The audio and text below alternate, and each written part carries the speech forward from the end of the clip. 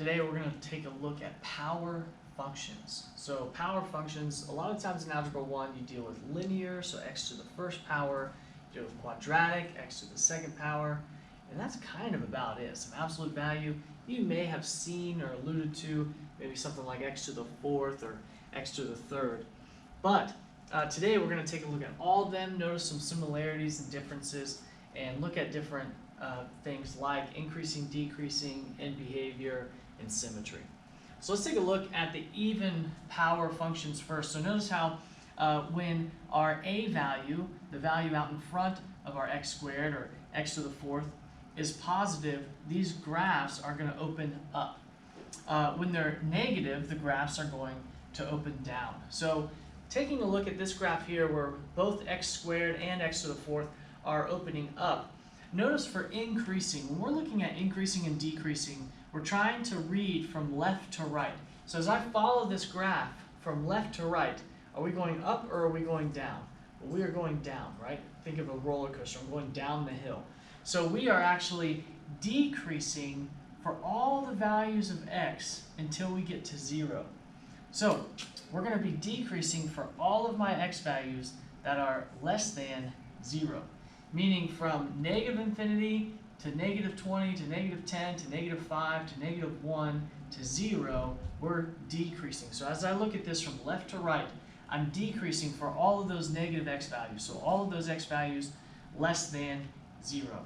Then as we continue from left to right, there's a change in direction at 0. So we are increasing now. We're going up the hill for all of my x values that are greater than 0. And so we're increasing for all the x values greater than 0. Now, when we take a look at end behavior, this can be something that's a little different. So let's take a look at end behavior for our negative even power functions.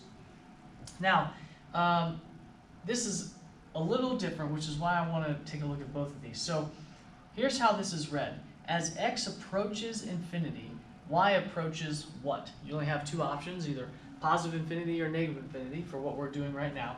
And then the second part of this is as x approaches negative infinity, y approaches what? So you have a 50-50 shot. But again, let's try to think about this. So here's our x-axis. So we're saying for this graph, for this function, as x approaches infinity, so as x is moving out to the right, as x is getting larger and larger and larger, so as I move out to the right, what is my graph doing? Well, we are going down. So as x is approaching infinity, y is approaching negative infinity. In this case, y is going down. So we're going to say negative infinity. In the same way, as x approaches negative infinity. So now, what about as we go to our left? So as x approaches negative infinity, what is our graph doing? Well, it's going down as well. Now, that's not always true. So we're going to say negative infinity. If we would have done the end behavior for this graph, as x approaches positive infinity, y is also approaching positive infinity because it's going up.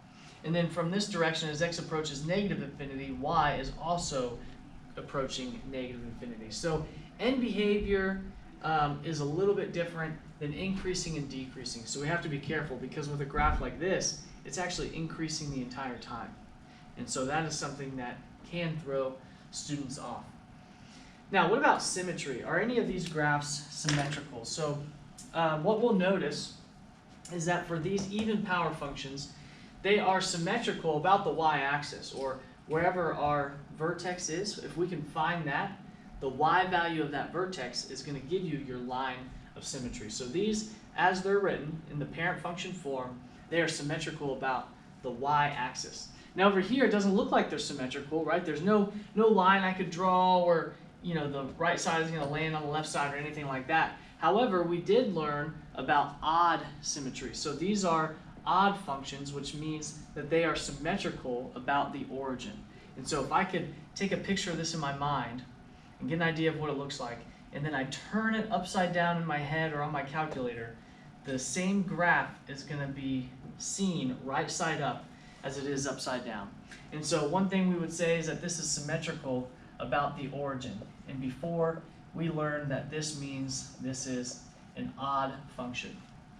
So symmetry here, it is symmetrical about the origin, and it doesn't matter if you have positive odd exponents, meaning that a, our value attached to x cubed, or x to the fifth, is positive, we're going to start from the bottom left and we're going to increase all the way up to the top right. If that is negative, then we're going to start at the top left and we're going to decrease all the way down to the bottom right. So remember, we would reflect over the x-axis if our a value is negative. But either way, whether it's positive or negative, our parent functions for x to the third and x to the fifth, and negative x to the third and x to the fifth, are going to be symmetrical or symmetric about the origin.